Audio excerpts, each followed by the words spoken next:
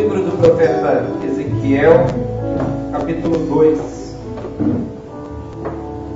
Faremos a leitura dos primeiros 2 versículos. Ezequiel 2, versos 1 e 2.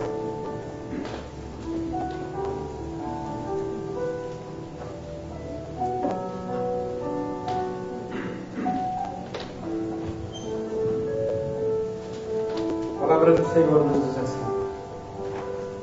E disse-me, filho do homem, põe-te em pé e falarei contigo. Então entrou em mim o Espírito, quando falava comigo, e me pôs em pé e ouvi o que me falava. Senhor nosso Deus, nós consagramos a Ti este tempo, que seja um tempo de reflexão, que seja um tempo de contato com o Senhor através da Tua palavra, que seja um tempo no qual nós possamos ser edificados. Nós oramos, Pai, em nome de Jesus Cristo. Nós oramos, pedimos, fala aos nossos corações. Usa, Senhor, os meus lábios. Fala, Senhor, de acordo com a Tua palavra, aquilo que o Senhor tem como alimento, como encorajamento, mas também como desafio para os Teus filhos nesta manhã. Nós oramos agradecidos em nome de Jesus. Amém.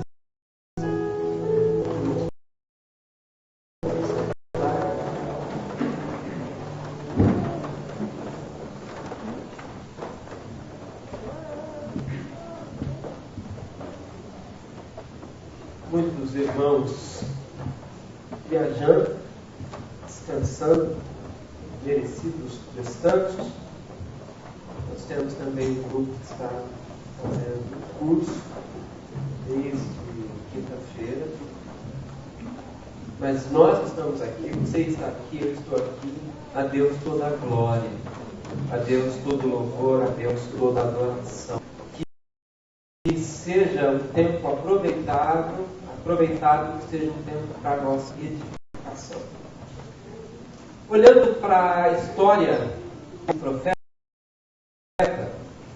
nós queremos falar sobre esse tema, o dilema do caminho.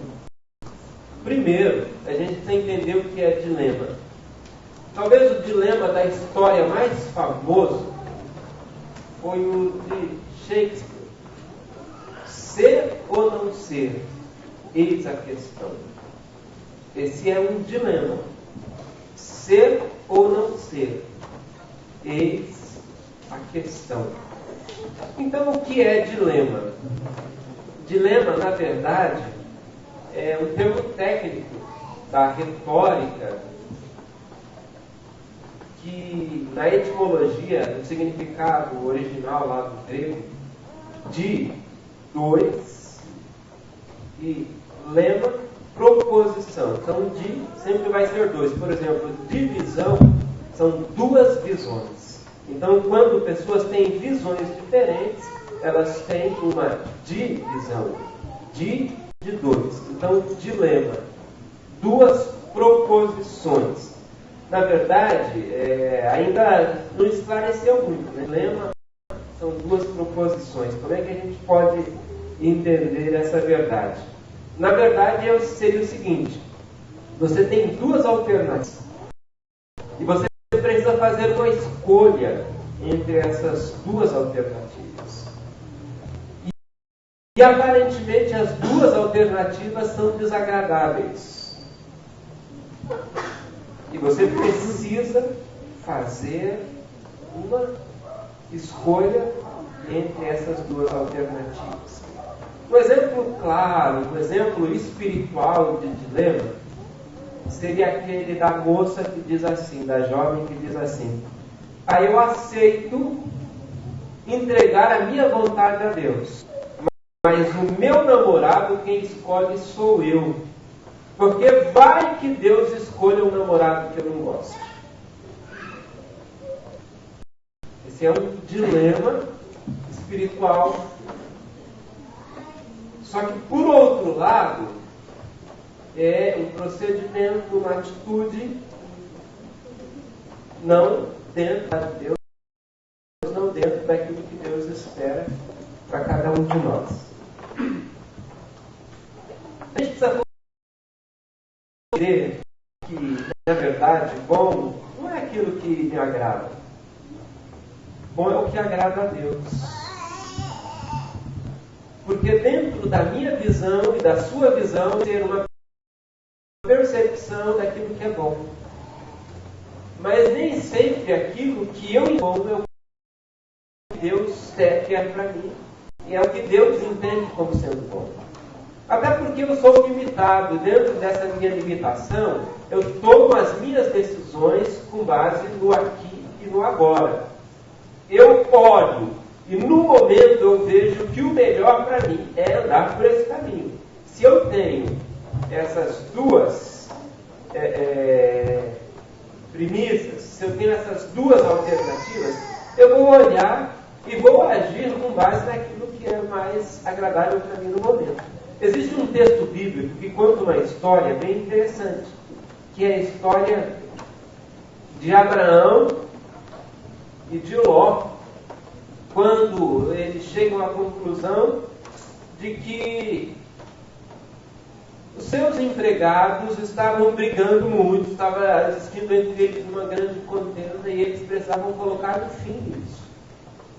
E aí então Abraão chega para Ló, seu sobrinho, faz a proposta, diz o seguinte: olha, você escolhe, se você for para a direita eu vou para a esquerda, se você for para a esquerda eu vou para a direita.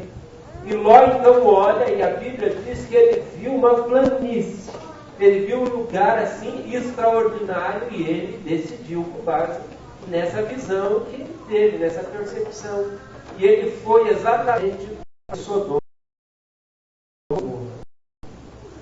Muitas vezes nós olhamos e aos nossos olhos parece a melhor alternativa, mas nem sempre é a melhor alternativa. Então vamos um pouco à história de Ezequiel. Ezequiel ele vinha de uma linhagem sacerdotal. Ele era de família da igreja, de gente que conhecia Deus, de gente que servia a Deus, de gente que dava de si pela obra de Deus, pela causa de Deus. E ele viveu até os 25 anos em Jerusalém, preparando o sacerdote. A expectativa, o desejo do coração de ser um sacerdote. Essa era a vontade dele. Ezequiel tinha um propósito, ser sacerdote. Porém, o propósito de Deus para Ezequiel era outro, ser profeta. Tem diferença entre sacerdote e profeta? Tem muita diferença.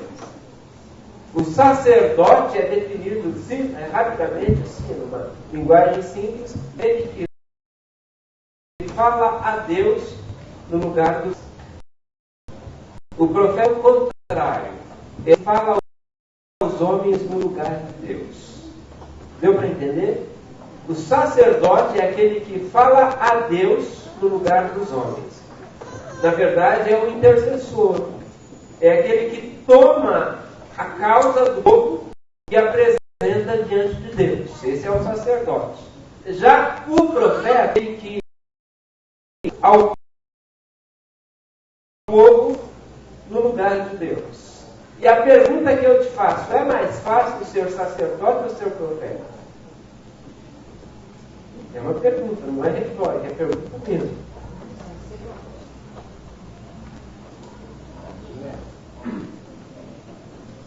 Dilema, né? Ser sacerdote. De nosso modo, ser sacerdote é mais fácil. Por quê? Porque o povo vinha até o sacerdote. Por exemplo, eu chego para o sacerdote e digo: olha, eu gostaria que você orasse por mim. Eu gostaria que você me aconselhasse em relação a isso. Era mais confortável ou menos intrigante o sacerdote. Já o profeta não. O profeta ele falava em nome de Deus. E no caso específico de Ezequiel, a fala de Deus para ele é: você fala, quer eles ouçam ou não. ouvirem ou deixar de ouvir, se eles aceitarem, se eles concordarem ou não, você vai e fala. Desconfortável. É por isso que o profeta Jeremias é conhecido como o profeta chorão. Ele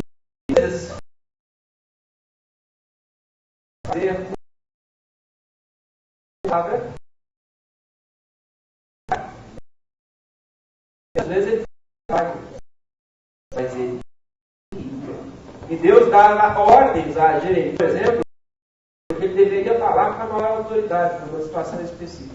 Imagine só, Deus te levanta como profeta e aí Deus diz, eu tenho para toda a...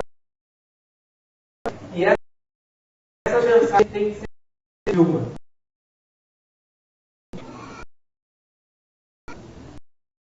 Pensa, presidente Dilma, vou ter que passar por todo o sistema de segurança, vou ter que tentar agendar. De repente o que Deus vai falar, e muitas vezes é interessante, nem todas as vezes Deus se antecipava, dizia antecipadamente o que o profeta tinha que dizer.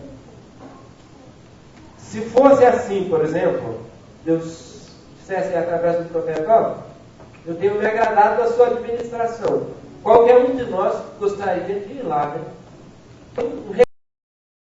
Deus fala com a sua forma de administrar. Não estou nos méritos, mas eu só estou tomando um exemplo. Agora, se fosse o contrário, ó, Deus disse que não está nada satisfeito com a sua administração. Você tem que mudar o seu procedimento. Eu estou lendo, na verdade, uma outra, já li anteriormente, mas estou lendo a biografia de Billy Graham. Billy Graham é o homem que pregou o Evangelho ao maior número de pessoas na face da terra. Ele é o maior evangelista de todos os tempos. Ele pregou o Evangelho ao número, assim, incomparavelmente maior do que o apóstolo Paulo, do que qualquer outro pregador da sua época. E ele conta que quando estava iniciando o seu ministério, e essa história é bem interessante, ele conta que quando estava iniciando o seu ministério, ele marcou um horário para falar com o presidente dos Estados Unidos. E o presidente, no primeiro momento, não aceitou, depois ele ligou novamente, o presidente aceitou, ele chamou mais 2 pastores amigos e foram para conversar com o presidente dos Estados Unidos. E chegando lá, o presidente o chamou na sala e ele, sem dar muitas voltas, disse assim, olha, eu vim aqui porque eu sou um pastor, eu tenho um compromisso com Deus. A primeira pergunta que ele fez disse, como é a sua relação com Deus? Imagine, chegar para o presidente dos Estados Unidos e fazer essa pergunta, como é a sua relação com Deus? Como é que você se relaciona com Deus? Você serve a Deus? Você não serve a Deus? Você obedece a Deus? Você não obedece a Deus? E aí, o presidente, meio desconfortável, isso na década de 40, 1947, se não me engano. O presidente bastante desconfortável e...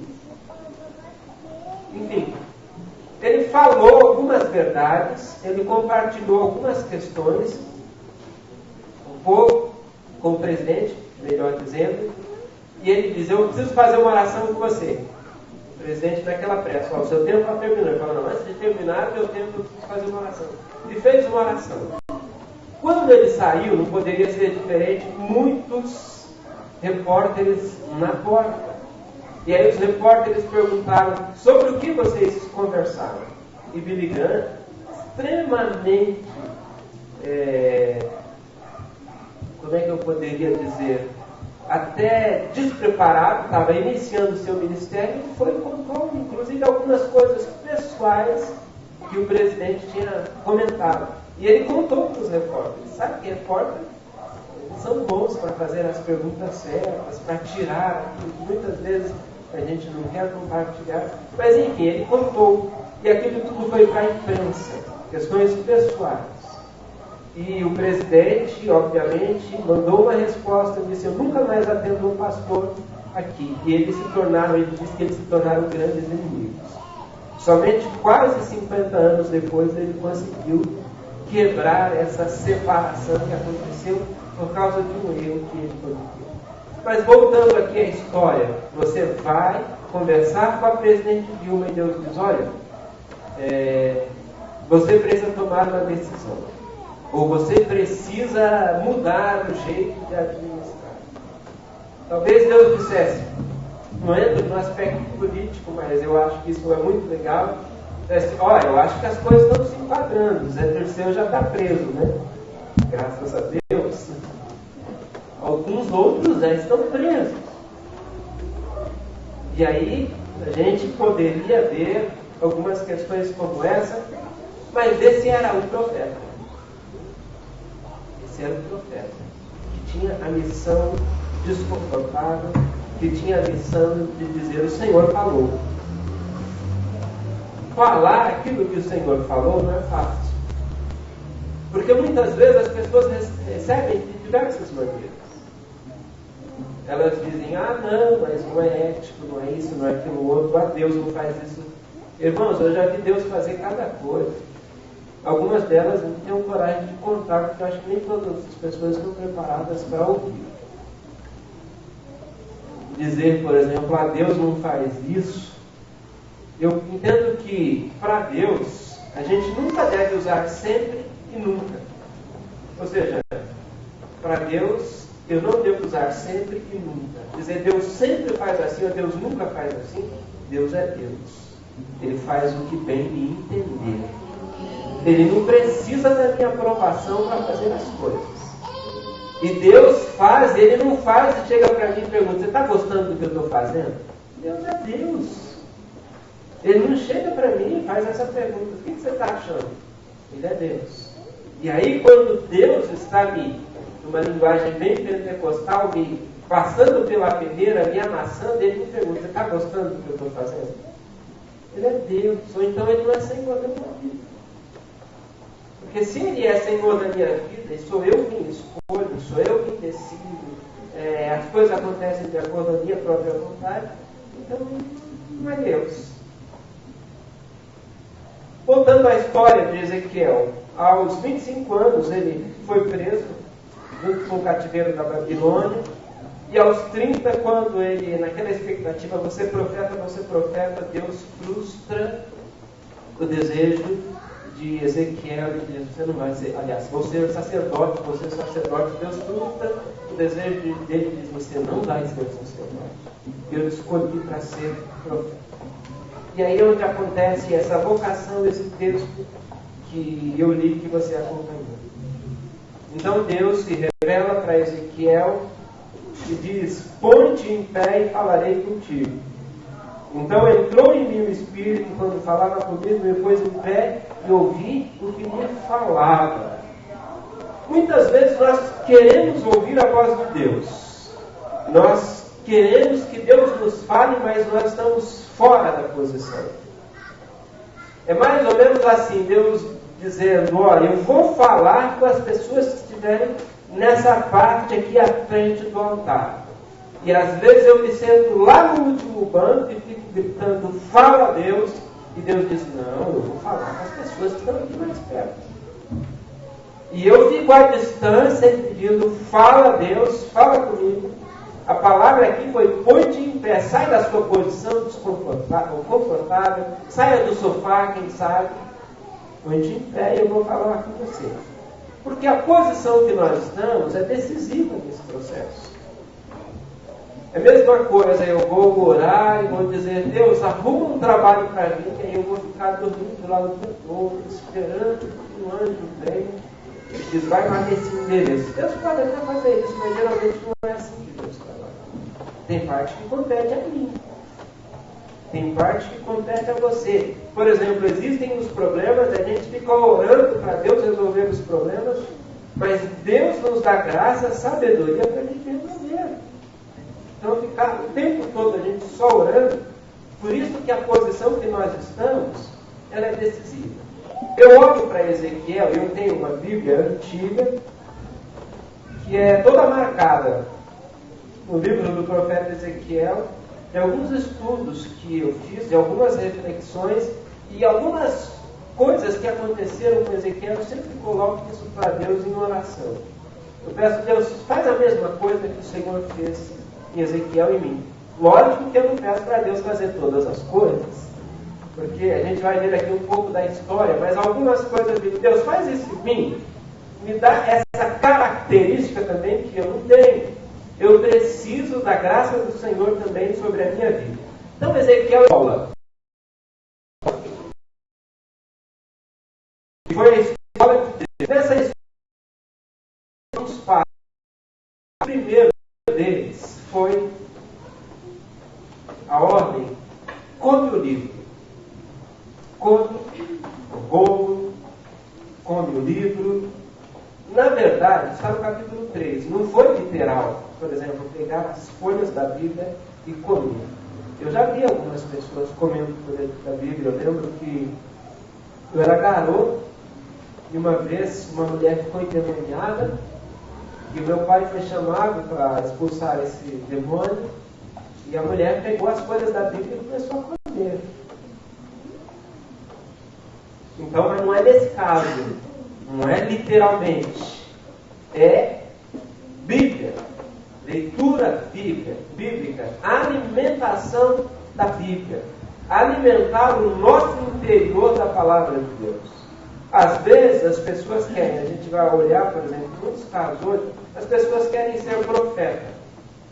E aí você diz, nós vamos fazer uma leitura lá no livro de Miqueias. Aí a pessoa diz, Miqueias, mas tem na Bíblia esse livro? Então, o que Deus estava dizendo, come o livro.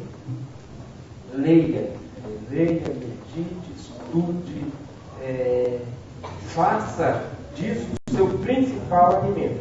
Então não dá para sermos profetas de Deus ou sermos usados pelo Senhor se nós não comermos o livro. Infelizmente, irmãos, algumas pessoas só têm contato com o livro, com a Bíblia, quando é feita a leitura aqui na igreja.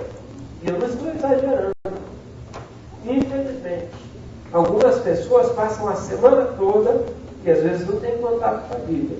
A Bíblia é um enfeite de instante. Nós não vamos viver um avivamento, um reavivamento sem um reavigamento, sem uma volta para a Bíblia. Então a primeira palavra de Deus é como um livro.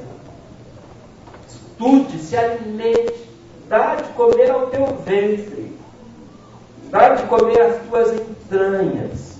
Permita que a palavra de Deus ela tenha um lugar que deve ser dela dentro de você. O segundo passo dentro dessa história, Deus quis fortalecer o caráter de Ezequiel. E aí a gente vai perceber uma coisa. Esse caminho de fortalecer o caráter é um caminho assim. Por quê? Porque existem em nós muitas coisas que estão sobrando, gente. Existe em nós muita coisa que está sobrando. E que precisam ser tiradas essas coisas. Essas coisas precisam ser extraídas da nossa vida. Então Deus precisa tratar conosco de uma forma, muitas vezes, que nós não entendemos, que nós não concordamos. Mas vamos ao caso de Ezequiel. Deus chega para Ezequiel e diz assim: Ezequiel, você vai se deitar durante 390 dias somente do lado esquerdo. Deitar do lado esquerdo é esse. Você vai ver que tem essa dificuldade. Você vai se deitar do lado esquerdo durante 390 dias. Provavelmente, se fosse eu ou se fosse você, a gente ia perguntar: por que Deus? Por que o Senhor está pedindo isso? Mas isso está, e Deus até compartilhou, disse: eu quero dar uma lição ao povo de Israel. Está no capítulo 4, né? Então o próprio Deus fala por que ele estava fazendo aquilo com o povo, com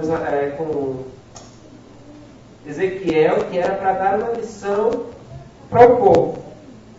Ele disse que havia uma maldade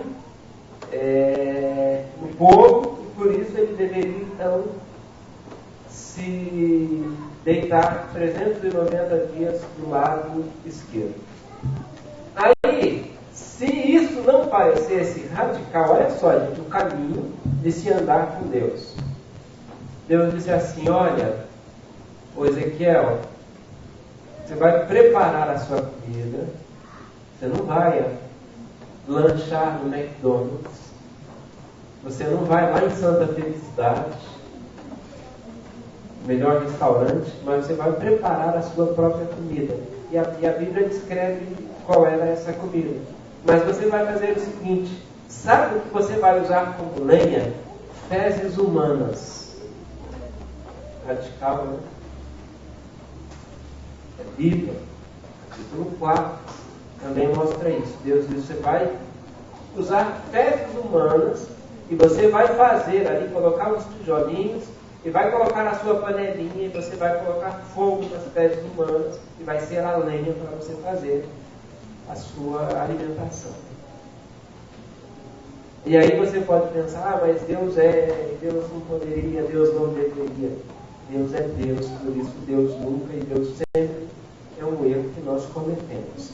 E aí Deus, mais para frente, ele resolve abrandar isso. Você vai perceber na continuação da leitura que Deus disse: então não precisa ser com fezes humanas, eu vou deixar que você faça com fezes de boi, de vaca, fezes de animais. Já apaziguou um pouquinho, né? Mas também não é muito confortável. Eu acredito que ninguém aqui tenha tido essa experiência e nem queira ter essa experiência. Mas havia um sentido em tudo isso. Aí Deus vai mais além. Deus diz: você vai pegar uma faca afiada e você vai cortar o seu cabelo e fazer a sua barba com a faca afiada. Imaginou cortar o cabelo com faca? Tirar a barba com faca? Era o processo da escola. Deus precisava tratar o caráter.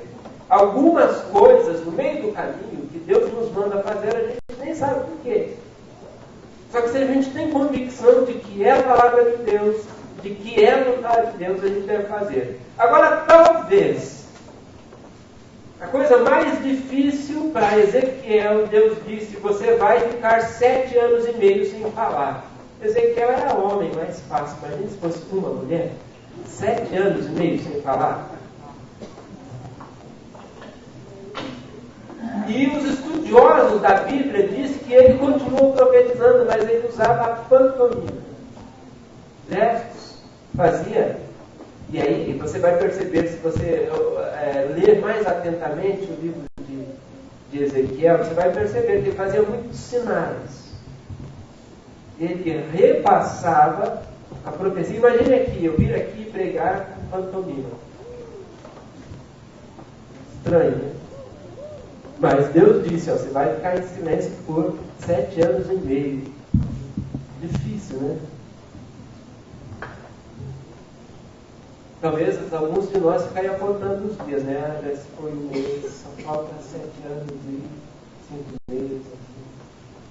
Mas foi a orientação de Deus para moldar o caráter, para tirar algumas coisas. Às vezes, o único caminho que Deus tem para tirar algumas coisas de nós é exatamente fazer algumas coisas que a gente precisa fortalecer o nosso caráter. Ontem eu estava lendo sobre disciplina espiritual. E tinha aquilo que eles chamam de gravata no texto. A gravata no texto que ela chama aqui bem em cima.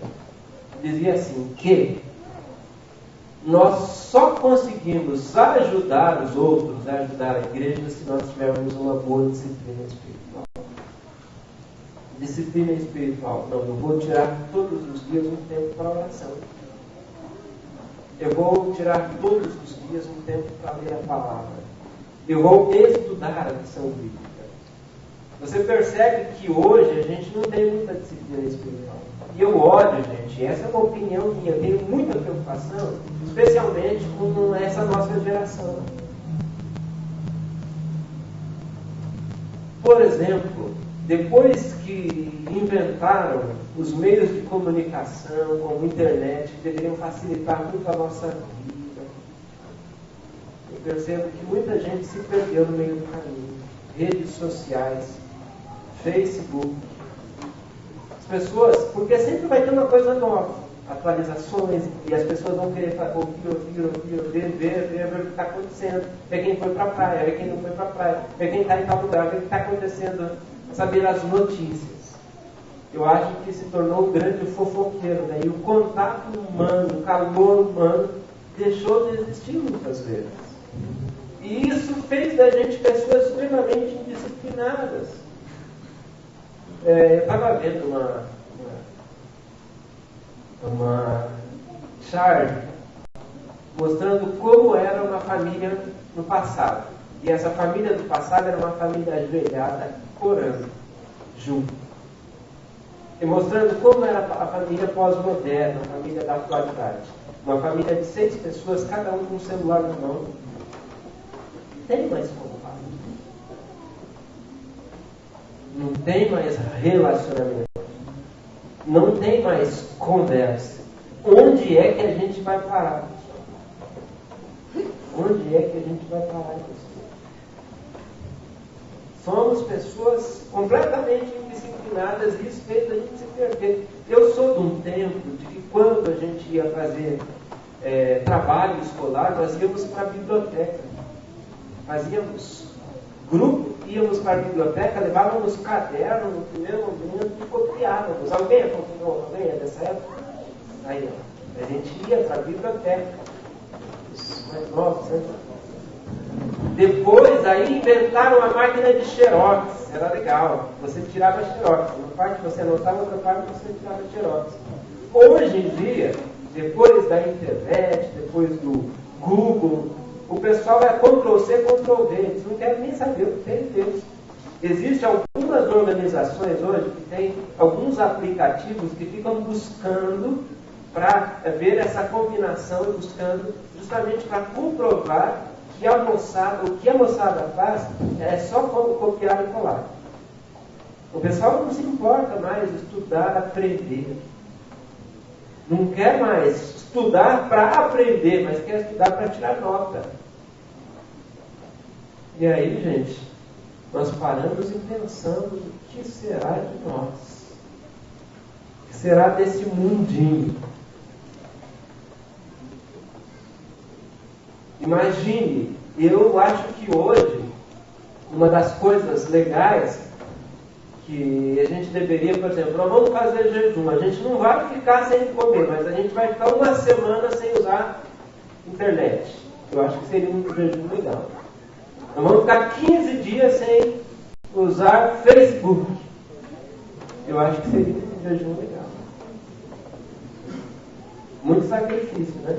Porque qual é a proposta do jejum? Então, jejum, você vai abrir mão de uma coisa que é menos importante para fazer, mas que é mais importante. Então, o mais importante é o relacionamento com Deus. Por exemplo, jejum de alimentação. A maior necessidade do nosso corpo é a alimentação. E nós dizemos que Deus é mais importante do que a alimentação. Eu acho que nós precisamos dar uma parada e chegarmos à conclusão de que Deus é mais importante do que as redes sociais. Nós precisamos retomar a nossa história, porque parece que a gente está sem freio. É aquilo que disse Salomão. Não havendo visão, o povo perde o frio. Acho que o pessoal está indo para um precipício, sem freio. Que Deus tenha misericórdia da nossa geração. Que Deus tenha misericórdia da gente. Que a gente possa retomar a nossa relação com Deus. Mas voltando aqui, Deus moldando o caráter de Ezequiel, dando todas essas orientações para ele. Terceiro passo, era um passo decisivo, sujeitar a vontade de Deus, a vontade de Ezequiel, o profeta, à vontade de Deus. E ele fez isso. E ele teve um resultado extraordinário. Nessa minha outra Bíblia, uma Bíblia velha, que eu tenho há mais de 20 anos, então eu grifei no livro de Ezequiel todas as vezes que aparece lá, entrou em mim o Espírito me conduziu e a mão do Senhor era forte sobre mim. Então a gente tem muitas vezes. Porque ele se rendeu. Ele disse, Deus, não é mais a minha vontade. mas é a vontade do Senhor. E ele foi conduzido pelo Espírito Santo. E ele experimentou na sua vida pessoal um dos maiores avivamentos que um ser humano já teve. A gente olha para o profeta Ezequiel, ele fala algumas verdades. Por exemplo, o vale de ossos secos foi profetizado por Ezequiel. Ele fala sobre a responsabilidade pessoal, que o pai não vai levar a culpa do filho, e o filho não pode ficar reclamando, por causa do meu pai. No capítulo 18, ele fala sobre essa responsabilidade pessoal. Ele fala no capítulo 3 e no capítulo 33 sobre o atalaia, a responsabilidade de sermos atalaias. E aqui, no capítulo 47, ele apresenta uma verdade extraordinária, que foi essa última música que nós cantamos, que é esse rio das águas purificadoras. E aí, nesse texto aqui, ele mostra as etapas, gente. Esse dilema no meio do caminho e as etapas para a gente lidar com isso. Eu não vou ler, porque é uma leitura extensa, mas ele conta as etapas. Então ele diz assim, que o Senhor fez voltar para dentro da casa e havia umas águas debaixo do umbral da casa que apontavam para o oriente, e ele foi tirado pelo caminho da porta e ele começou a observar algumas coisas e viu que corriam umas águas para a banda direita. E aí vem as etapas. Então vem um ser que aqui com certeza um anjo. Ele mediu 1000 côvados.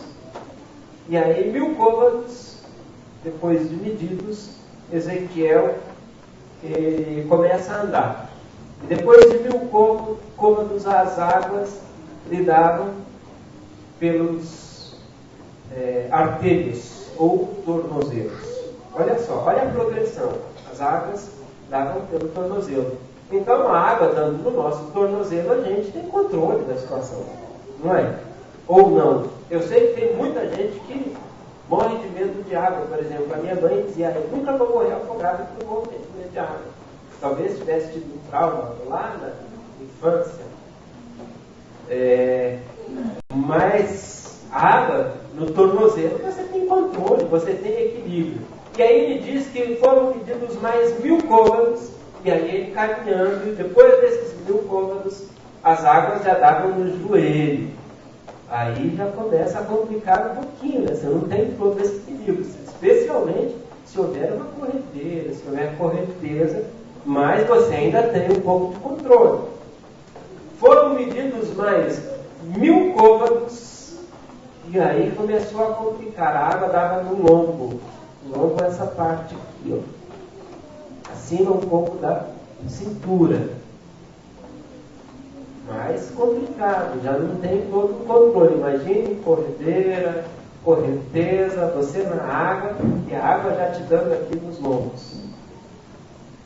E por último, eram águas profundas que só se conseguia atravessar a nado. Ou seja, era necessário mergulhar e ser totalmente conduzido. Que estágio você está vivendo? Vamos olhar para a sequência. 1000 côvados eram medidos e aí ele dava os passos e ia chegando os estágios. Mas parece que na nossa experiência com Deus, às vezes são medidos os 1000 côvados e a gente não vai. Porque a gente não gosta do desconhecido. A gente gosta de ter o controle da situação. Eu gosto de ter o meu orçamento totalmente controlado, que eu não dependa de nada e nem de Deus para a minha subsistência. Geralmente nós, como seres humanos, a gente pensa assim. Eu gosto de ter o controle da situação. Eu aprendi, irmãos, uma coisa. Nem tudo aquilo que a gente diz, mas foi da vontade de Deus. Nem tudo foi da vontade de Deus. Nem tudo é da vontade de Deus. Mas eu acredito que tem algumas coisas que vêm por um endereço, carinho direto para nós. Às vezes Deus precisa tirar de mim essa zona de conforto, esse desejo de ter controle das situações. Às vezes Ele precisa. Então não acredito, por exemplo, que todo assalto foi da vontade de Deus. Mas eu acredito que acontecem assaltos que foi da vontade de Deus. É verdade. Eu não acredito que toda perda foi da vontade de Deus, mas eu acredito que existem perdas que são da vontade de Deus. Às vezes a gente precisa retomar, às vezes a gente precisa repensar, às vezes a gente precisa se encontrar diante de uma situação. Então, ter as águas nos tornozelos nos dá um certo conforto. No joelho já fica um pouquinho mais complicado, mas nos dá um conforto. Mas no lombo já complica praticamente tudo. E aí, quando as águas são muito profundas, em que estado você está? E é interessante que às vezes nós paramos, às vezes nós voltamos para trás. Então Deus diz, vem para cá. Mas aí as águas já estão no ombro. A gente já quase perdendo equilíbrio. Então nós vamos e voltamos. Quando eu fui pastor em Paulo Afonso, fazia um culto toda quinta-feira no sítio. Morava, nossos irmãos, era 15 quilômetros. Eu ia com uma bicicleta emprestada. Toda quinta-feira eu ia fazer o culto, dormia lá, na sexta de manhã eu voltava de bicicleta de novo para casa. E um dia choveu. Não era muito comum chover, mas. E choveu tanto que numa região que eu atravessava, tornou um rio, um córrego.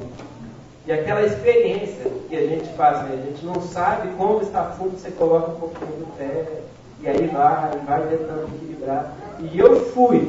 E aí, quando a água deu perto do joelho, eu falei, acho que não vai rolar não. E com a bicicleta, aí eu me lembro que tinha uma corda na bicicleta, eu amarrei olha só, poderia ser coisa boa, não, amarrei a corda na minha cintura, tirei o meu sapato, coloquei, amarrei a corda na bicicleta, e a corda na cintura, peguei a bicicleta, levantei a bicicleta, tirei 2 sapatos, lembro que estava com dockside, e aí eu fui atravessar. Só que a correnteza era forte, e a água levou um pé do meu dockside. Eu fiquei tão feliz, meu tênis, meu sapato, a água levou um pé, eu fiquei tão feliz que eu peguei o outro e joguei. O que eu ia fazer com um pé de um dockside? E é interessante, ali não tinha água. Depois, passado um tempo, já não tinha mais água, simplesmente porque choveu naquele período. Mas a experiência foi bem marcante. Primeiro coloca um pouquinho do pé, a água deu um pouco acima do joelho, mas eu falei, eu tenho que atravessar, eu vou atravessar, o pessoal está esperando no culto. E eu fui. Mas é difícil essa condição em que a gente não tem controle. Você não sabe, aí eu ficava pensando, era uma parte arenosa, de repente ali eu vou me deparar com um buraco, vou me desequilibrar, vou cair, vou me machucar. Geralmente essas coisas vêm na cabeça da gente. Nós temos um dilema, irmãos, no caminho. A minha vontade ou a vontade de Deus? A minha vontade parece mais óbvia, parece mais certa. Porque nós tomamos decisões com base no nosso contexto. E aí, nosso cérebro é extraordinário. Ele começa a fazer as chamadas conexões neuronais assim, rapidamente. Então, simular possíveis alternativas. Como é que eu saio disso? Como é que eu saio dessa situação? Como é que eu lido com isso? Mas no caminho de Deus, para atender o chamado de Deus, muitas vezes, toda a nossa estrutura de segurança, ela precisa ser quebrada. Às vezes Deus tem que quebrar a gente. Porque em Deus, a gente não vale muita coisa. Ou pelo menos a gente acha que vale. Em Deus, nós achamos que temos o domínio das coisas, a gente gosta de ter o controle, mas o difícil é você não saber qual é o próximo passo, você não sabe saber o que fazer amanhã, você tem que depender de Deus. Existe esse dilema. Então são duas propostas, duas alternativas. O que eu vou fazer? A minha vontade ou a vontade de Deus? Sabe daquela história? Eu sempre conto essa história. Mais uma vez sobre namoro. A garota que disse para Deus: Deus, eu não sei qual a tua vontade a respeito desse meu relacionamento, desse meu namorado, desse meu namoro. Mas eu vou fazer uma coisa. Vamos combinar uma coisa aqui. Eu vou colocar a foto do meu namorado na janela. O Senhor vai mandar um vento. Se a foto cair virada para cima, é que o Senhor quer que eu continue namorando com ele, que eu me case com ele. Se a foto cair virada para baixo, é que eu não devo me casar com ele. E aí colocou a foto lá na janela, e nada de vento, espera, e ora, manda vento, Deus. E aí de repente vem um vento. Obviamente a foto começa aquele processo, sabe? Para lá, para cá, e aí caiu, e ela ansiosa foi lá, olhou para a foto, disse: Deus, não valeu, vamos começar tudo de novo. Às vezes a gente faz isso. Não valeu, Deus. Por quê? Porque não foi do jeito que eu queria. Nós temos a nossa vontade. A gente acha que Deus é obrigado a fazer aquilo que nós pensamos. Renúncia, irmãos, é a palavra-chave. Deus, eu abro mão da minha vontade para fazer a tua vontade. O Senhor está comigo. Se eu tiver que dormir 390 dias, do lado esquerdo eu vou dormir. Se eu tiver que ficar 7 anos e meio sem falar, eu vou ficar. Se eu tiver que fazer isso, eu vou fazer. Porque o Senhor está no controle. Que Deus nos ajude a rendermos a nossa vontade à vontade de Deus. Dizer: cumpra em mim a tua vontade. Mesmo que eu ache, Deus, que deve ser assim. A gente acha porque nós somos limitados. A gente não consegue ver daqui a pouco. A gente acha agora. Mas Deus sabe presente, passado e futuro. Eu gostei muito de uma das coisas que o Maurício falou aqui. O nosso futuro é o passado de Deus. Deus já sabe. Deus nunca é pego de surpresa.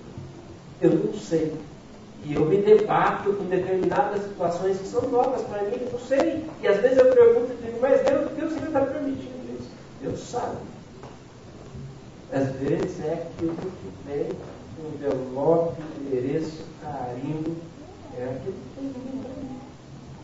E o que tem que vir para mim, às vezes até como tratamento para a minha vida, eu preciso dizer: Deus, na força do Senhor eu vou vencer tudo isso, eu vou passar, eu vou lutar e eu vou continuar olhando para o Senhor.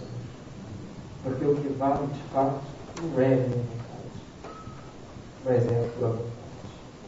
Que Deus nos ajude, diante dos dilemas da vida, a entendermos qual é a vontade de Deus e que nós possamos seguir a vontade de Deus.